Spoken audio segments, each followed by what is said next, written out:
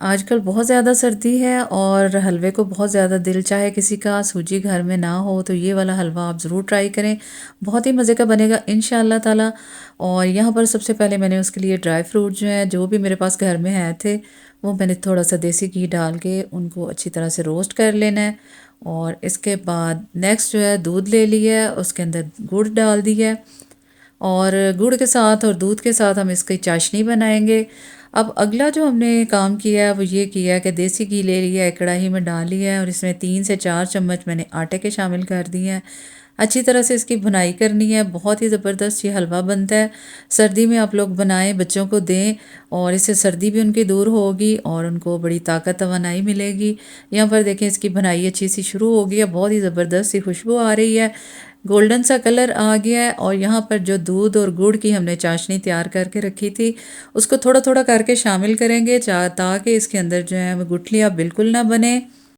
बस ये गुड़ भी जितना पाओगे उतना ही मीठा होएगा। तो बड़ा मज़ेदार सा ये जो हमारा हलवा है आटे का ये बन रहा है और ये इतना मज़े का बनता है, बच्चे बड़े शौक से खाते हैं।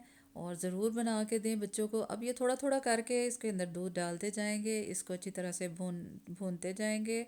जैसे जैसे इसकी भुनाई होगी इसका कलर भी चेंज होता जाएगा। और यहाँ पर मैंने थोड़ा सा मज़ीद दूध शामिल कर दिया है और इसको अच्छी तरह से मिक्स करना है। जो भी इसकी गुठलियाँ वगैरह बनेंगी उनको इस तरह से मैश करके अच्छी तरह से मिक्स कर देना है और इसको अच्छी तरह से भूनना है।